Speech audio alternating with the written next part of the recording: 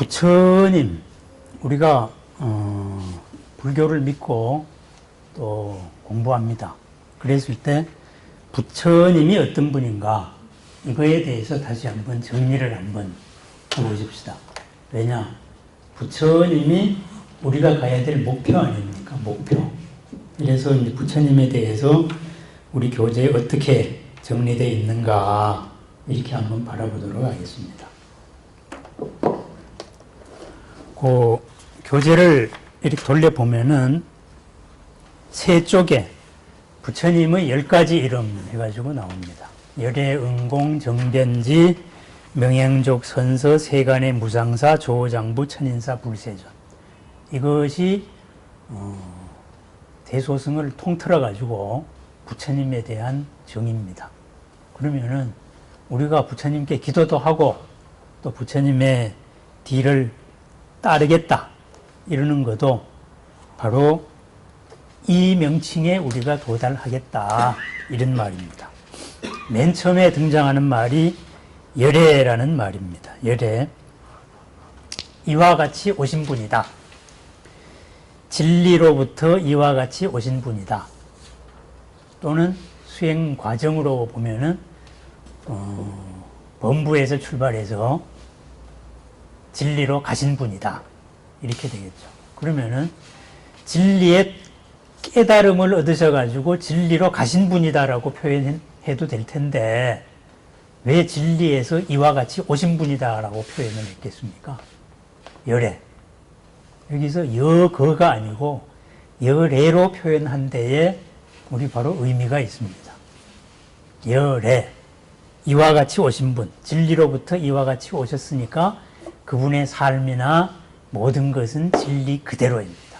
진실 그대로입니다. 왜 이와 같이 오신 분이라고 했을까? 이 명칭에 바로 부처님의 자비가 있습니다. 진리로부터 진리의 모습을 사랑으로서 실천하여서 보여주신 분이다.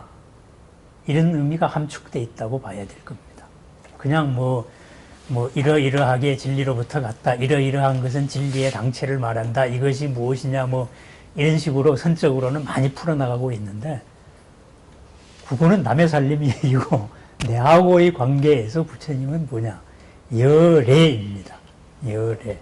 진리에서 오셔가지고, 내가 못 보는, 내가 미흡한 이 진리에서 모자라는 것을 부처님께서는 그대로 보여주시는 겁니다.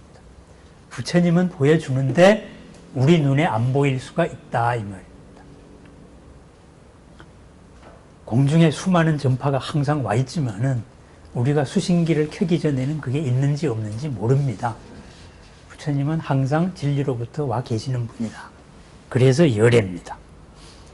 그 다음번에는 붙은 말은 우리와의 관계에서 응공입니다. 마땅할 응자에다가 공양할 공자. 공양을 받아서 마땅하신 분이다. 우리가 뭔가를 보시를 하고 공양을 올려도 합당한 가치가 있는 분이다. 그런 말입니다. 왜 공양을 올려서 합당한 가치가 있습니까? 사람이 훌륭하고 잘나면은 다 공양받을 가치 있는 거 아닙니다. 그것은 그 사람이 잘난 거고 그 존재와 나와의 어떤 관계가 있을 때 공양의 관계가 성립이 됩니다. 세상의 모든 것은 연기이기 때문에 그렇습니다. 인연관계로 있기 때문에 그렇습니다. 부처님과 나 또는 수행자와 나는 공양이라는 관계로서 보시라는 관계로서 이루어집니다. 마땅히 공양받아도 괜찮다.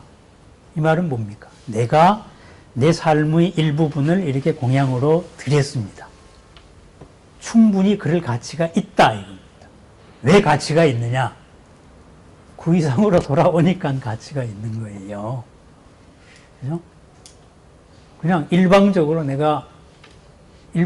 주는 관계가 아니다 이 말이에요. 열애라는 말에서 이어지는 개념이 되겠습니다. 응공, 마땅히 공양을 받을 만한 가치가 있다. 이러다가 보니까 밥을 먹기 전에 절에서는 항상 오관계를 하죠. 계공다소 양필해처. 이 양식이 온 곳의 공을 헤아려 본다. 촌기 덕행 정결 은공. 나의 덕행을 살펴보니 헤아려 보니 공양을 받기에 참 부족하구나. 그렇지만은 내가 이걸 약으로 삼아서 도업을 이루기 위해서 이 공양을 받는다. 이런 거거든요. 공양을 받는 거는 공양을 받을 값을 해야 되는 거예요. 그래서 충분한 값을 한다. 그 말입니다. 저번 시간에 제가 말씀드렸던 수보리존자 말씀드렸을 겁니다. 수보리존자가 공양받을 가치 있는 분 가운데 최고의 존재다. 그런 말씀을 드렸잖아요. 수보리존자는 자해명상으로서 아라한이 되셨습니다. 자해명상으로서 도를 이루었습니다. 이래서 공양을 올리는 사람마다 정말로 진정한 자애로서 그 사람한테 축복을 해줬습니다.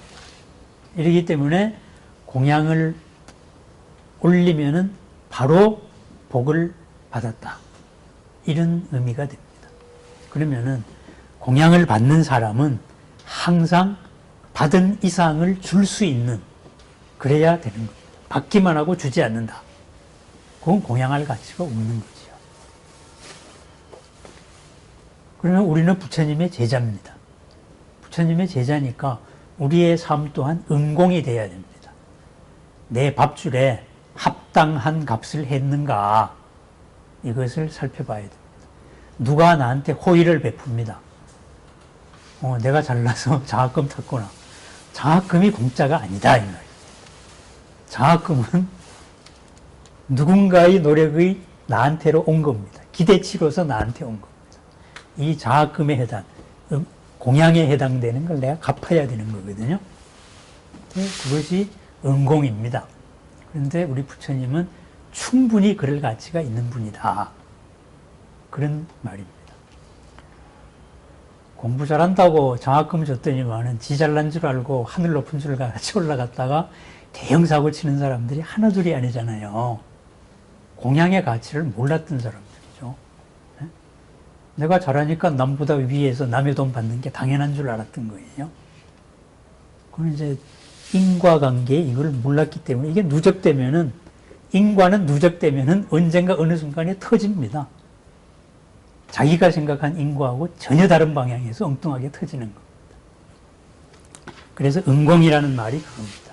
그러면은 우리 부처님은 진리에서 오셔서 진리의 모습을 보여주시는 분인데 왜 공양을 받을 수 있는 분이냐 하고 나머지 명칭에서부터 하나하나 따져 들어가는 겁니다. 정변지입니다. 변, 보편타당하게 두루두루 정, 바르게 아시는 분이다. 이 말입니다. 모든 것을 올바로 알고 계시다. 그러니까 그분이 하시는 말씀에는, 그분이 보여주시는 은행에는 내 기대와 내 상식과 틀리더라도 어김이 없다. 내 기대에 어긋났을 때에는 내 기대에 문제가 있구나. 이것을 깨우쳐 주신다. 이 말입니다. 정변지다. 이렇게 되어 있습니다. 요 정변지에 대한 거를 우리 대승기신론이라고 있습니다. 아주 유명한 책입니다. 나중에 인연이 되면은 그 책을 꼭 한번 읽어보십시오. 논리가 좀 유식책이라서 논리가 좀 난삽한데 뭐 같이 공부할 수 있는 인연이 있으면 더 좋고요. 대승기신론에 맨 처음에 경을 쓸 때 삼보에 대해 가지고 올리는 예가 있습니다. 삼보에 대해서 올리는 예로 부처님에 대한 묘사가 이랬습니다. 귀명진시방 최승업 변지 이렇게 나와 있습니다. 시방세계 다하도록 목숨을 바쳐 돌아갑니다. 최승업 변지, 가장 훌륭한 업을 변지 두루두루 아시는 분. 여기 열의 10호로 따지면은 정변지에 해당되는 말입니다. 그래서 기신론에 이어지는 문장은 생무의 자제 구세대비자. 두루두루 시방세계의 모든 것을 바로 아시고 형상에 구애되지 않고 세계에 무해하게 자제하시며 세상을 대비로서 건지시는 분이다. 이렇게 부처님을 정의하고 있습니다. 정변지이기 때문에 우리는 마땅히 공양을 받아 마땅하다. 올려 마땅하다. 이겁니다. 공양의 대가는 바르게 나한테 온다. 이걸 살짝 바꾸면 뭐가 됩니까? 기도입니다. 기도. 우리의 기도 발언이 나한테 올바르게 내 기준이 아니고 부처님의 기준으로 나한테 올바르게 오는 겁니다. 그것을 내 기준에 맞다 안 맞다 그거는 다른 차원의 문제다 이 말이죠. 내가 거부하든 거부하지 않든 정변지이기 때문에 온다 이거죠. 정변지면서 또 어떠신 분이냐 해서 명행족이라는 말이 붙었습니다. 명, 밝음이죠. 지혜입니다. 족, 다리족이죠. 아니, 명행, 행, 실천입니다. 바른 지혜로 바른 삶을 사시는데 족, 부족하신 분이다. 만족을 갖추신 분이다. 그러니까 지와 행이 하나로서 올바르신 분이다. 이런 말입니다. 아는 것 따로 사는 것 따로가 아니고 아는 것 그대로가 사는 거에 구족하였다. 만족하신 분이다. 그래서 지혜와 실천을 겸비하신 분이다. 이런 말입니다. 겉과 속이 다르지 않다. 이런 이야기로 볼 수도 있겠습니다. 그 다음의 얘기가 선서. 선, 훌륭하다, 좋다, 서, 가다. 깨달음의 세계로 잘 가신 분이다. 그럼 뭡니까? 깨달음의 세계로 가신 분이 내 앞에 있습니다. 그러면은 깨달음의 세계에 항상 머무르시는 분이다. 이 말입니다. 그래서 선서이기 때문에 부처님은 그 무엇에도 흔들리지가 않습니다. 부처님 모함 하려고 옛날에 이런 얘기가 있어요. 부처님 모함 하려고 어떤 기생을 꼬드겨가지고 이제 이벤트를 만들려고 했던 거죠. 이래가지고 그 사바티시에서 제일 나가는 기생이 배에다가 함지박을 넣고서는 나가서 이제 부처님 설법하는 데 가서 아니 말이지 내 뱃속에 애는 어찌하고 당신은 그렇게 거룩하게 혼자 폼 잡고 노냐 이렇게 깽판을 쳤어요. 근데 부처님은 그냥 웃기만 하고 있었어요. 그래서 한 며칠을 그렇게 깽판을 쳤다 그럽니다. 이랬을 때 제자들이 아니 왜 부처님 뭐라고 말씀을 안 하십니까? 허물은 저절로 드러나게 돼 있는 것이다. 그래서 며칠을 그렇게 깽판을 쳐가지고 망신을 주다가 조금 자만을 했겠죠. 어느 날 갑자기 바람이 획 불면서 바가지가 톡 떨어졌다 그래요. 이렇게 해서 허물이 드러났습니다.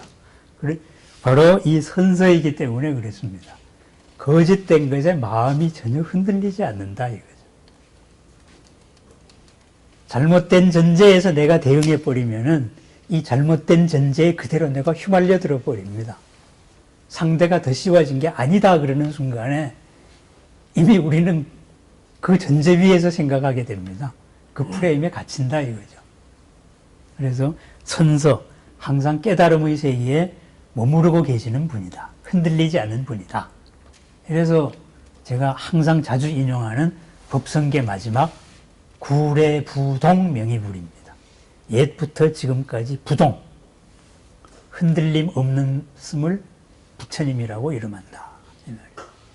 마음이 흔들림이 없다 이거죠. 선서이기 때문에 그랬습니다. 그 다음이 세간해입니다. 세간해. 세간의 일을 이해, 잘 아신다. 부처님 말씀에 이런 말이 초기경전에 많이 나옵니다. 우리가 중생으로 그동안에 흘려온 눈물이 저 내 바다의 바닷물보다 더 많다. 그렇게 말합니다. 우리는 잘못된 전제에서 출발을 해서 잘못된 전제가 부닥쳐서 생기는 고통으로 인하여서 흘린 눈물이 중생사리를 다 쌓아놓으면 바닷물보다 더 많다는 거예요. 그러면은 삼계의 모든 인연은 누가 아느냐? 부처님이 아신다. 왜? 흔들리지 않은 분이기 때문에 그 거울에 그대로 마음의 흐름이 다 비칩니다. 마음의 흐름이 어디까지 비치느냐? 아주 약한 과거까지 다 비친다. 그래서 금강경에도 그런 말이 나옵니다. 온 법계의 모든 사람의 모든 존재의 마음의 흐름을 열애는 다 알고 다 보고 있다. 이런 말이 나옵니다. 초기경전에도 나오고 부처님에 대한 표현 가운데 하나입니다. 이것이 세간해입니다. 세간해. 우리는 어떤 일을 당해도 이 일이 왜 당했는지 몰라요. 그죠? 왜 당했는지 잘 모릅니다. 한참 나중에 세상 다 아는 것을 자기가 맨 마지막에 아는 수가 있습니다. 부처님은 그렇지 않다. 그러니까 보는 차원이 우리하고 다른 겁니다. 몸의 크기가 그냥 이만한 거죠. 그 다음에 명칭이 그래서 위 없는 스승이다. 무상사. 선비사자도 씁니다. 위 없는 훌륭한 분이다. 그런 분이기 때문에 어떻습니까? 조어장부, 조어. 잘 컨트롤을 하시는 분이다. 다 알기 때문에 모든 생명들을 잘 다스릴 수가 있습니다. 복잡한 설명 필요 없이 한마디로 핵심을 찔러서 교화를 하신다. 초기에 부처님이 교단이 폭발적으로 늘어났을 때 한 사람 한 사람 교리 가르쳐가지고 어느 세월에 그렇게 됐겠습니까? 마음의 짐덩이를 한마디로 툭툭 떨어뜨려 주니까는 그 일을 한 거죠. 그래서 무상사와 같은 말로 천인사, 하늘과 인간의 스승이다. 그래서 부처님이다. 붓다이시다. 깨달으신 분이다. 세존이시다. 세상의 존경을 받을 만한 분이다. 요 열의 시포는 항상 외우고 계십시오. 어떤 분은 제가 아는 어떤 스님은 기도를 열의 응공 정변지 열의 시포로 기도하시는 분도 있었습니다. 열의 시포로서 왜 부처님 시포를 가지고 관세음보살도 아니고 서가모니 불도 아니고 왜 열의 시포 가지고 기도합니까? 그러니까 나도 그렇게 되려고 내가 그렇게 되려고 집 나와가지고 머리 깎고 이렇게 사는 거 아니야? 뭐 이런 말씀을 하시더라고요. 누구냐 하면은 돌아가셨던 무진장 스님입니다. 그 동상불교대학 만들고 포교 원력으로 오로지 사셨던 분입니다. 그분도 심심하면 열애응공전변지 명행족선서 세간의 무상사 조장부 천인사 세존 자기가 그렇게 되자. 내가 정말 공양받을 만한가? 바로 알고 있는가? 표리가 부동하지 않은가? 흔들리지 않는가? 세상 일을 모르면서 아는 체 하지는 않는가? 이렇게 스스로를 점검하는 말이기도 합니다. 그러면은 이러한 존재면은 어떻게 되겠습니까? 괴로움이 없지요. 그죠? 괴로움을 일으킬 일을 안 하겠지요. 그러니까 중생들의 하나하나의 고를 풀어주고 가장 다 이해를 해주면서도 그 중생들의 이해관계에 얽매이지를 않는다 이 말입니다. 그게 바로 부처님입니다. 우리가 가야 될 목표입니다. 그냥 열애응공정변지 이렇게 이제 외우지만 마시고 그래서 부처님께서 돌아가실 때도 그렇게 말했습니다. 스스로를 등불로 삼고 내지는 스스로를 폭류에 휘말리지 않는 섬으로 삼아라. 시포를 갖춘 분으로 당신들도 되세요. 이런 말입니다. 뭐 부처님은 열애는 열반에 들면은 뭐 영원히 존재 뚝 사라지느냐 아니냐 뭐 이런 걸 뭐 희론이다 그랬는데 희론이라고 생각할 것도 없어요. 열애라는 명칭 자체에 이미 영원히 계신 겁니다. 우리하고. 법신 그대로입니다. 그걸 이제 소승에서는 아직도 청정도론에 그렇게 나와가지고 남방에서는 그렇게 말합니다. 아라한이 되면은 그냥 영혼이 죄같이 없어졌기 때문에 우리하고 관계 났습니다. 이렇게 말하는데 그거는 제가 청정도론을 읽어보면서 이 사람들이야말로 진짜 황당한 사람들이구나. 에? 교과서가 그렇게 돼 있다고 그것도 못 고치고 있구나. 이런 생각을 했습니다. 그러면은 서가모니 부처님 돌아가셨는데 남방에 있는 수많은 탑들은 뭡니까? 불탑들은. 거기에 수천 년 동안 2000년 동안 거기서 공양해왔던 남방불교 신자들은 뭡니까?